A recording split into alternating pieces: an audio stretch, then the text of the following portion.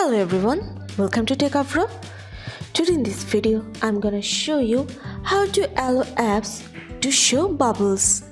Before starting the video, please subscribe to Techavro. So, let's get started. For this, you have to open your settings.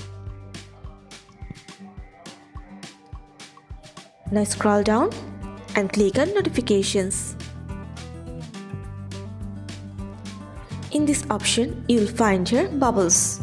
Click on this.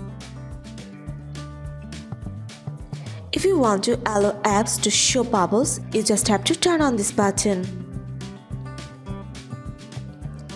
That's it.